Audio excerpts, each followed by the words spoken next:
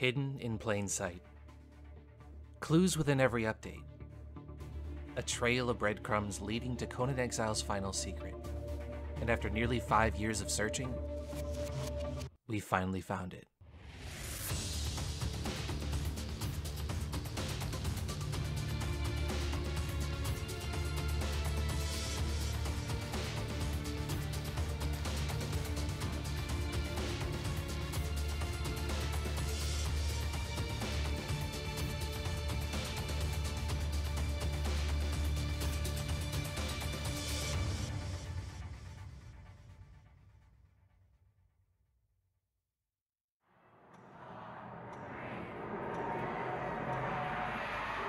It's 2012, and with the end of the Mayan calendar, it's a busy year for conspiracy theorists.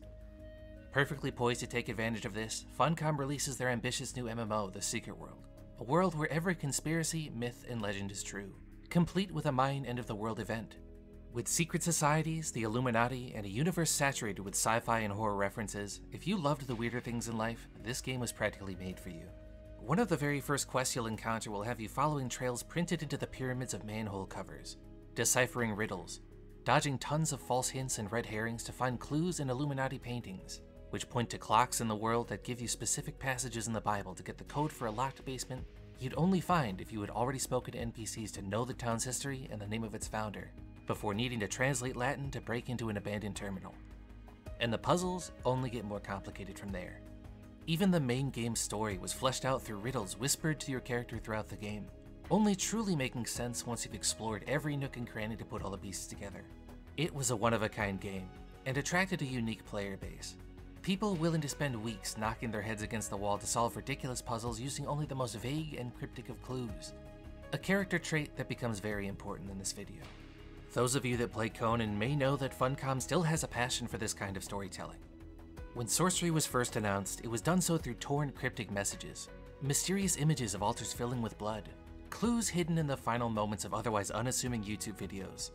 There was a thread on the forums over 1,200 posts long where the community did their best to piece it all together, and even as I edit this video, the next season for the Age of Sorcery is being teased in the same way. Conan Exiles is not without its secrets. It's 2017, and Conan Exiles is released in early access. The map looks like this, most of the biomes don't exist yet, and combat can very loosely be described as RuneScape with a penis slider. Climbing as a mechanic hadn't even been added to the game yet. It was a dark time. Some of my old guildmates from the Secret World and I decided to give Conan Exiles a try, since it was only a few dollars back then. But pretty early on, we noticed something familiar. The locusts we found in the desert used the exact same models as the locusts we used to farm in the Secret World. It seems a little silly now, in hindsight, given how much the search would grow, but this is actually how this whole thing started. Not as a search for any secret, but curiosity for what other reused assets we could find. After the loss of our favorite game, when the classic Secret World was taken off the shelves, finding something familiar in this hostile land was an odd source of comfort for us. The upright spider boss uses the same skeleton and model as the regional boss for Egypt in the Secret World, along with the same sound effects. A lot of other sound effects were reused, and lots of little things were scattered here and there. But as we searched, we also started to notice other stranger things. And one thing you'll learn pretty quickly is that if you get enough tinfoil hats into a room, we'll start making connections whether they're there or not. To be fair to us though, we had a lot of material to work with. The setting of Conan the Barbarian has a lot of esoteric underpinnings. In Robert E. Howard's essay, The Hyborian Age, he details the setting as a parallel fictional history that is loosely derived from our own, allowing him to draw inspiration from real history and religions without having to worry about accuracy. Gods like Mitra and Set borrow their names from real gods. The continent of Lemuria, which was a major point of contention in fringe history, is named and borrowed as well. The crushing of serpents and holy altars, the evils of sorcery, an entire separate video could be made detailing these connections. And that's without factoring in his friendship with H.P. Lovecraft and his participating in their writing groups, publishing in the same pulp magazines that frequently featured the esoteric as inspiration. For tinfoil enthusiasts like ourselves, the setting was ripe for conspiracy. But the game itself was in a very primitive state at this time, and as it turns out, the secret that we would come to chase wasn't fully in the game yet. So for a time, there wasn't any reason to believe that anything else was going on. Until they added the jungle.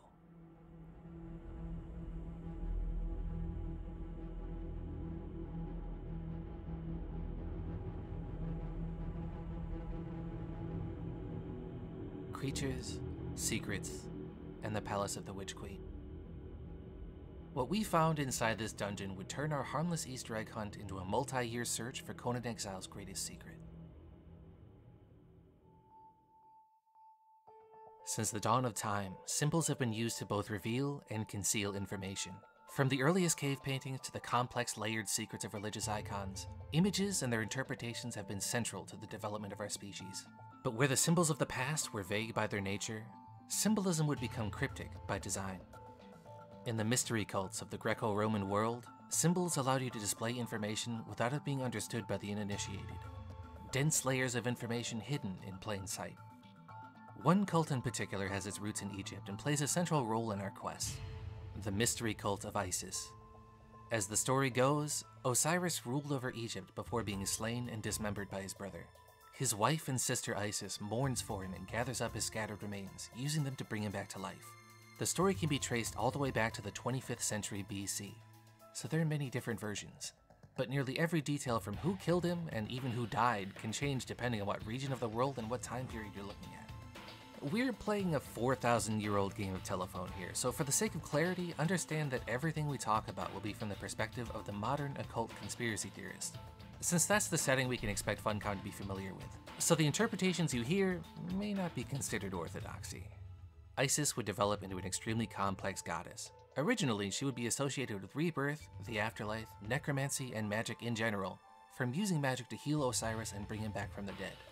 Over time, though, her sphere of influence would grow astronomically. She would become associated with rain, the stars, and would even be called the Queen of Heaven and of the Earth. According to Plutarch, a statue of Isis in the Egyptian city of Sais bore an inscription saying, "I am all that has been, is, and shall be, and no mortal has ever unveiled me." A line we'll need to unpack in 3 ways to link this to Conan Exiles. Firstly, never having been unveiled, or to word it more bluntly, never having been undressed, implies virginity.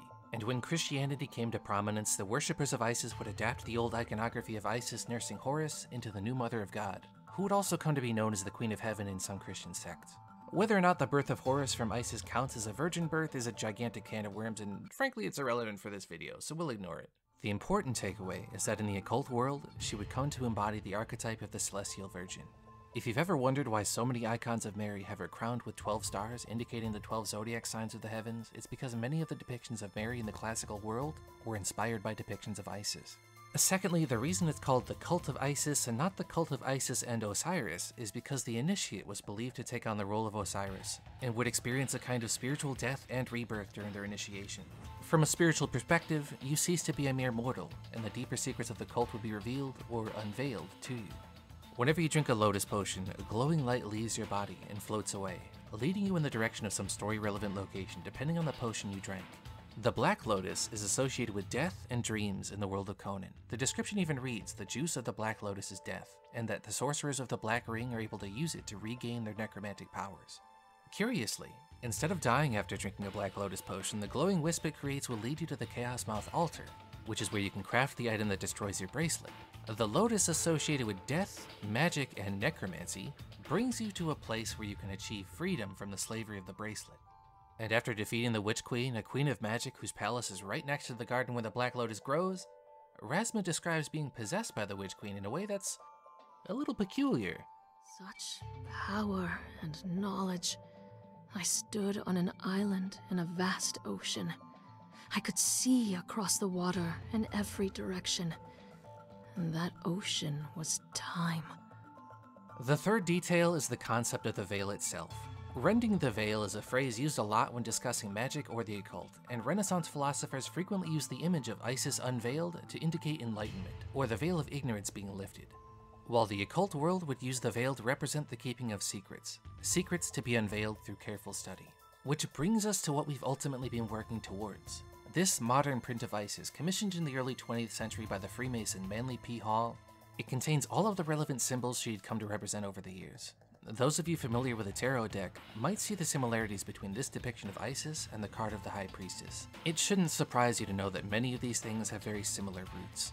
You can see the Saitic inscription at the top, a phrase at the bottom referencing her creation of the sun Horus, and the veil, of course. Her earrings are the sun and the moon, again tying her to the son of Horus, and she was closely associated with the moon. It also takes the place of the stars she's usually crowned with as the Queen of Heaven, which was likely left out because he had a separate piece commissioned for the Celestial Virgin, but the two concepts are still very much intertwined. The pillars on either side of Isis represent polarity, as well as some Freemasonic concepts that aren't super important for this video. We glossed over all the symbolism that wasn't relevant, but to reiterate the important bits, Isis behind a veil, some association with magic, stars in the heavens, pillars on either side for polarity, and her association with eternity and hidden secrets. I already teased it a little bit when talking about the lotus plants, but if the image of Isis is being evoked in any obvious way, it indicates something extremely specific to people like myself. Not only is there a secret, but a secret that needs to be unveiled. Remember how I said if you knew what to look for, it would be extremely obvious? Let's rewind real quick. The Exiles journey is designed to guide a player through the game, gently nudging the player in the direction of progress. This and the Lotus Potion should point you in the direction of where you need to go, but the journey step for the Palace of the Witch Queen is unique. Unlike the steps for almost every other dungeon or boss which ask you to kill something, such as defeating the Kinscorch, or the boss at the heart of the volcano, or a dragon, or the Mummy of the Ring that still isn't in the game for some reason, this journey step only asks you to enter the Palace of the Witch Queen, and if you've ever noticed, you actually complete this journey step before entering the dungeon itself, drawing your attention to the location outside. And what is that location called? The Celestial Plaza. The Black Lotus, associated with death, necromancy, and magic, points to a place of rebirth and grows right in the Witch Queen's city. The Witch Queen herself is a queen of magic and sorcery, is described as being able to see all that was, is, and shall be. Seated under the Celestial Plaza, she sits between two stone pillars reanimating two polar statues, while being behind a literal veil. Boys! It may seem like a bit of a leap to you now, but with our history in the secret world and knowing that Funcom knew more than enough of the occult from that game to know what this would mean, this was the moment we had to ask ourselves, what else is going on here?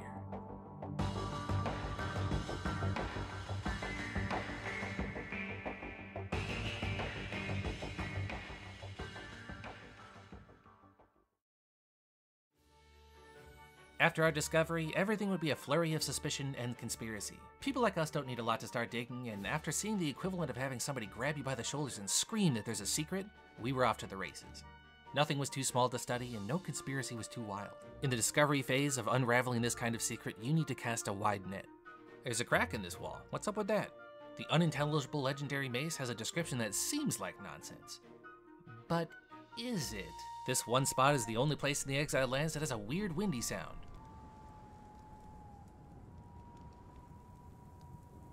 Why?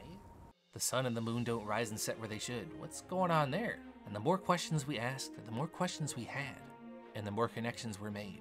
The oracle at Delphi was understood to sit atop a tripod that resembled 3 golden snakes coiled together, having secrets whispered to her from below. And standing near an altar of Set, adorned by 3 coiled golden snakes, you'll start to hear whispers coming from nowhere.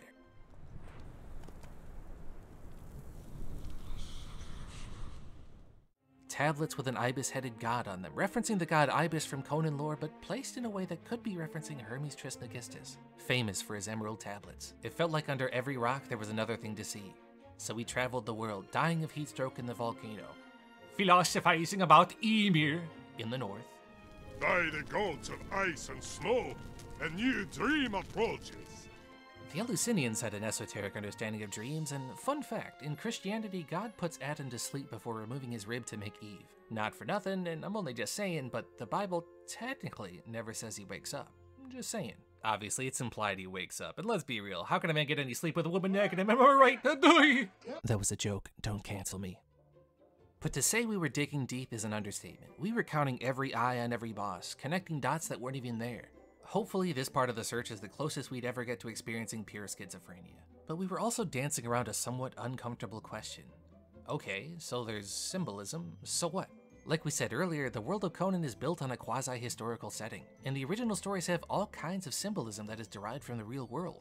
For example, in Zoroastrianism, there's a cosmic struggle between good and evil, good coming from Ahura Mazda, and evil coming from a being known as Ahriman. In Robert E. Howard's story, The Hour of the Dragon, the evil sorcerer known as Zalto Tun is revived using an object known as the Heart of Ahriman, and it's even spelt the same way. And in the Shahnameh and other Persian texts, the demon king Zahak is cursed to grow 2 snakes on his shoulders that are only sated by the brains of young men.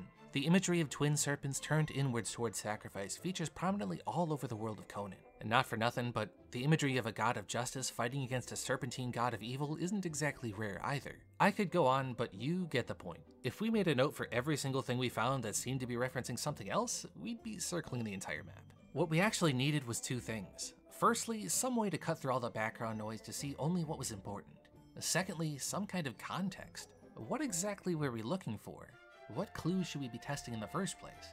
And yes, before anybody asks, we did wind up kicking ourselves once we figured it out. You see, we wound up making the classic rookie mistake of finding the initial clue and immediately overthinking it. If we had slowed down for a second to really look around the palace of the Witch Queen, we might have noticed it in the very beginning. But to explain what I mean, I'll have to initiate you into some of the most forbidden knowledge there is. The kind of foul secrets you'd have to take a vow of silence to learn in days gone by. Knowledge that could drive men mad. Which is to say, math. From the very beginning, primitive man struggled to understand the world around him, but through effort and careful study, the seemingly random phenomena that ruled their lives were explained with measurable, reliable formula. A discovery so monumental that in certain circles these patterns and numbers were believed to be the manifestation of the Creator itself, the very language and laws of God that rule the universe. For the Pythagoreans, the phrase God is number would rule over all. But the Pythagoreans also believed that every time you farted, you lost a piece of your soul, and you weren't allowed to eat beans because they apparently look a little bit like a human fetus. You know, now that you mention it, kinda gross. For the modern clue hunter, knowing how to recognize a few substitution ciphers and number patterns can save you weeks of brainstorming, and for our puzzle, the clue is actually very simple. It's a numerical pattern that can be found in some areas of Conan Exiles and not others, and it revolves around the number 9. If you only knew the magnificence of the 3, 6, and 9, then you would have the keys to the universe. Is a thing that people pretend Nikola Tesla said, but he didn't, or at least there's literally no evidence that he ever did. It's just one of those funny quotes that showed up on the internet and nobody fact-checked it. But the reason the number 9 is special is because if you multiply 9 by any number, the integers of that number will also add up to 9. 9 times 9 equals 81. 8 plus 1 equals 9. 9 times 5 equals 45. 4 plus 5 equals 9. 9 times 874 is 7,866, and 7 plus 8 plus 6 plus 6 equals 27, and 2 plus 7, you get the idea. It's smarter than it might seem at first, because different Conan Exiles server types have different multipliers for experience, gathering rates, and so on. So as long as whatever number you wanted the player to notice had its integers add up to 9 originally, no matter how many times it gets multiplied, the integers will still equal to 9, making it a kind of universal key for the entire player base no matter what kind of server you're on. There's a clue for this in the Palace of the Witch Queen. The face statues around the arena have 9 petals on either side of them. They're dotted all over the arena and directly in front of the queen herself. We were clearly supposed to notice this earlier, but once you realize that 9 is the key, you can start using it immediately.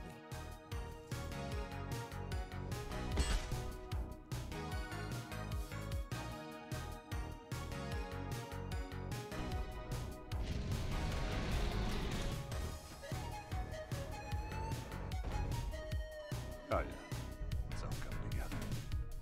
For locations we thought were important, we would check the exact coordinates that you would use to teleport to them.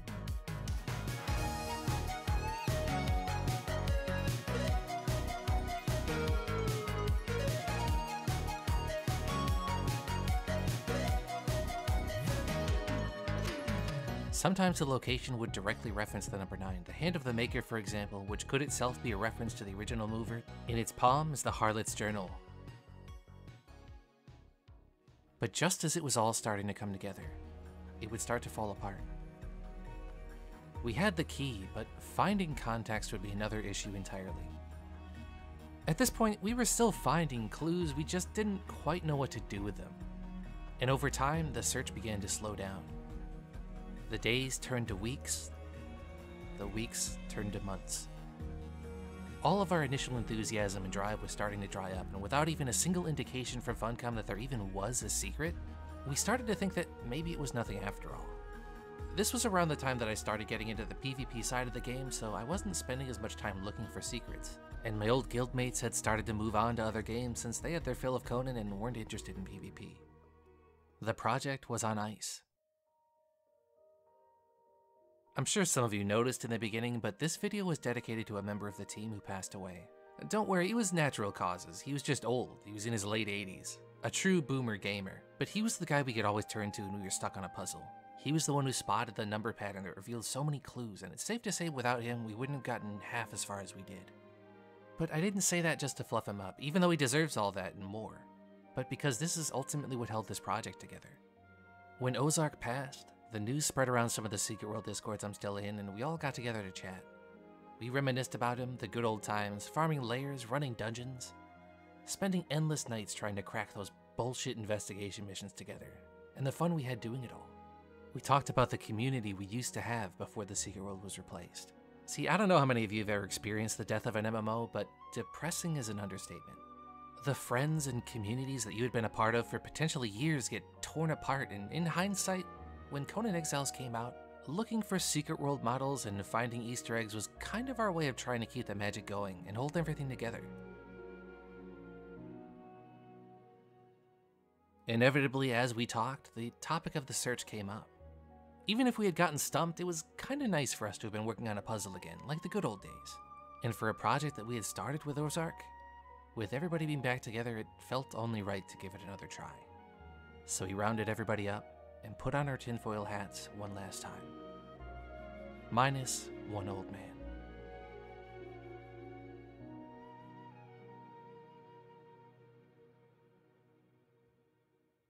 And as it turns out, the thing we missed in the first place had gone right over our heads. For most of human history, the stars and magic were one and the same. Everything from sorcery, fate, and what day you should marry was told by the stars. If you ever wondered where the popular image of the wizard wearing robes covered with stars and moon symbols comes from, it comes from this tradition: stars, the zodiac, and magic. The zodiac in particular would become such a monumental force that some would even consider its fateful gaze stifling, but we'll get to that. It's safe to say any concrete link we could find with the stars would drastically affect our search. And to our credit, checking the stars is one of the first things we did, but we didn't notice anything at the time. To be fair, I've always had trouble picking out the constellations. Some of the leaps you have to make are ridiculous, even for me. And these two little stars over here form the constellation the Crusades. The thing is, we always had our graphics set to the max when clue hunting, because if the textures weren't sharp, we could be missing crucial details. Or so we thought. Like I said earlier, this was when I was first developing my taste for PvP, and I spent most of my early days playing on a computer that can loosely be compared to a used washing machine. So obviously, if I wanted those relatively consistent, slippery, smooth, buttery, 15 to 24 frames per second at weirdly low laptop tier resolutions, I needed to keep my graphics on low when I was off rating. So really, it was by pure chance that one day I looked up and I noticed something. When you set down the graphics, not all of the stars disappear.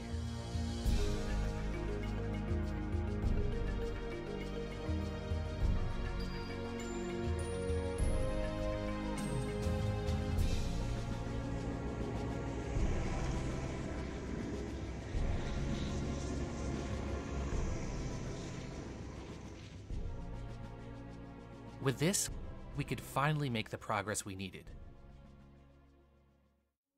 The zodiac signs are a series of symbols and ideas imprinted onto the stars we see at night. There are 12 of them in all, and the tilt of the Earth's axis means that as the year goes by, the position of the sun will appear to move between the signs from month to month. But we need to dig a little deeper than that. They wouldn't go through the trouble of including persistent zodiac signs just to let us know what month of the year it is in the deliberately disjointed world that is the Exiled Lands. We need to zoom out a little further, to the precession of the equinoxes. See, the Earth is tilted on its axis as we said, but it wobbles on that axis ever so slightly due to the torque applied by the gravity from the moon and the sun. Almost like a spinning top, slowly moving it over time. Eventually what this does is it shifts the position of the zodiac signs, from our perspective, by about 1 degree every 70 years. And over a period of about 2,200 years or so, the position of the sun at noon on the vernal equinox, or the 20th of March if you're not a nerd, will gradually shift from one sign to another, moving backwards through the zodiac. If you've got any insufferable hippie friends, you may have heard that some people believe we're in the age of Aquarius. This is what they're referring to. The sun is debatably in the same space as the sign of Aquarius on the 20th of March at the moment. But to apply this to Conan, we would need to confirm our theory. If the sun were to be clearly placed within the sphere of any given sign, or more importantly, a sign that makes sense, then we'd know we were onto something. And so we looked.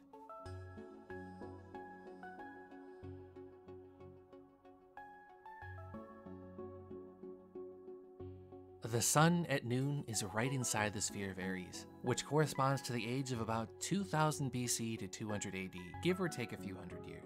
giving us the context we needed to sort out the last of the clues and finally solve this puzzle. This was the age of classical civilizations. Ancient Rome, Hellenic Egypt, Plato, Aristotle, Pythagoras, and not by coincidence, nearly every mystery cult we've discussed so far, as well as many we haven't. This was also the age of King Solomon, the much mythologized king of the Israelites. In the apocryphal Testament of Solomon, which details the building of the first temple, King Solomon uses a signet ring with what's known as the Seal of Solomon, inscribed onto it to command demons to build for him. In the wine cellar, an arrangement of 6 fires are placed in just such a pattern, binding the demon known as Thag within, releasing him once the flames are lit.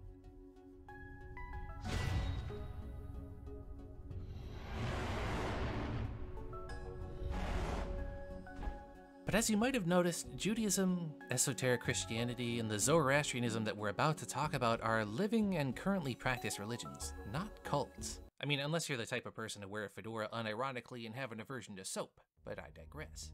As it turns out, we were just a little bit off on our initial search for mystery cults, and that's why the Zodiac was so important in giving us context.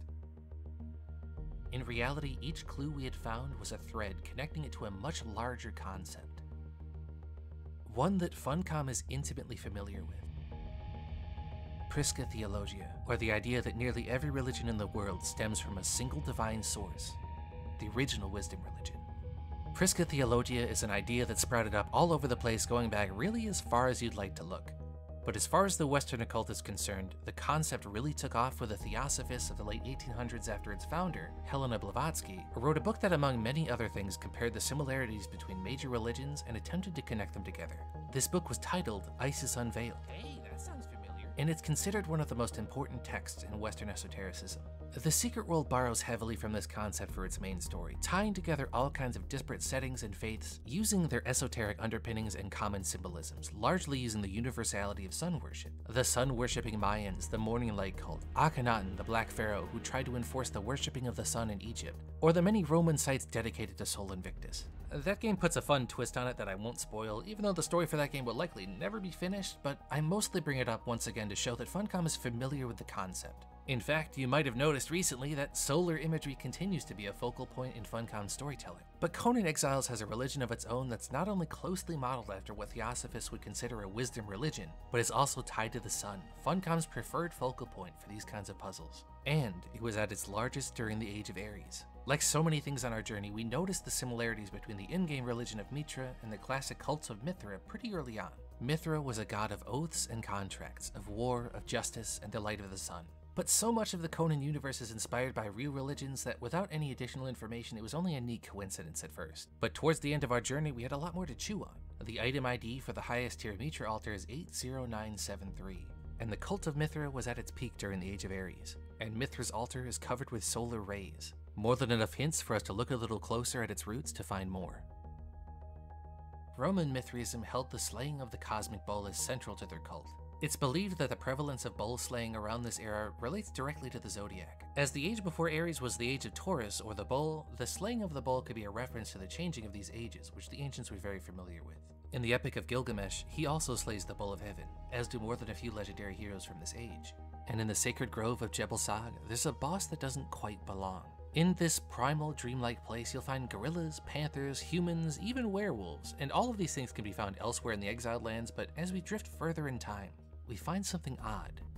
A bull. One you have to slay to obtain Jebel Sag's instinctual truths. A cosmic bull being slain beneath the moon, you may have been reenacting this Mithric scene without even realizing it. But Mithraism's roots are much older than the military cult of Rome. Mithra was the chief god of the Persian pantheon, and even after the adoption of Zoroastrianism, he was incorporated into the faith as a major deity, equal only to Ahura Mazda. He was known as the mediator between Ahura Mazda and Ahriman, the forces of good and evil, and as such he was above their conflict, outside the twisting tides of fate and time. One of his most important acts for mankind brings us back to the Zodiac, and the heart of this entire mystery. The stars, and by extension fate in general, were smothering for some. When children were born, their charts were read, actions were made by auspicious stars, and everyone knew that the turning heavens ruled all. The question of free will has been the source of sleepless nights since the beginning of time. And for the ancients, the idea that everything that would happen was destiny, that all was fated by the stars before time began, are we just pawns of fate? Men ibland är det som det inte fanns någon där. Det kanske inte finns någon där. Men då är levandet en orimlig fasa. Ingen människa kan leva med döden för ögonen. Och vetskapen om alltings intighet. The ancient philosopher was trapped between the finality of death and the fatalism of the faiths, and Mithra would be the one to set them free.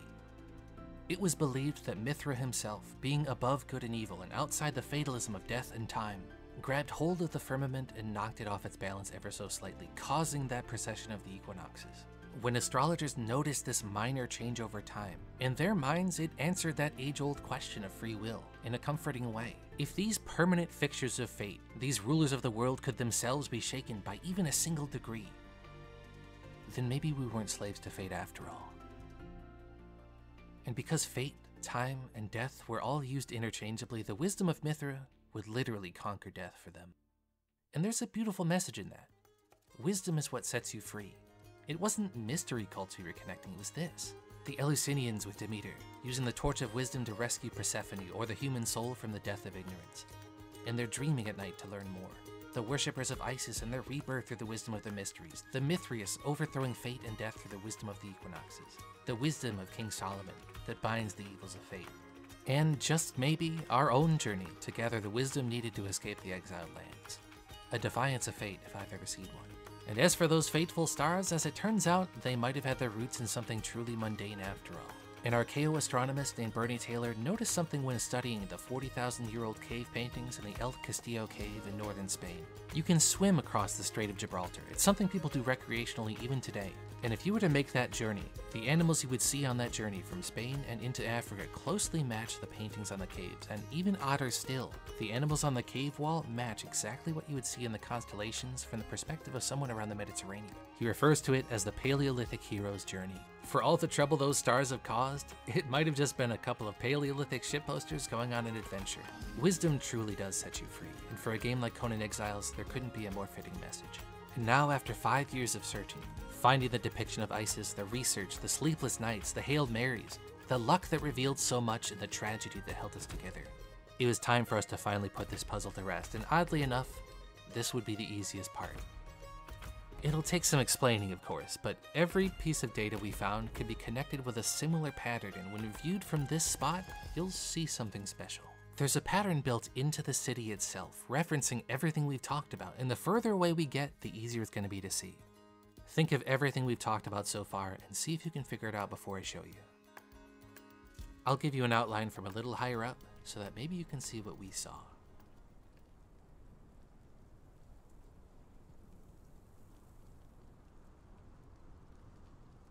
Among us.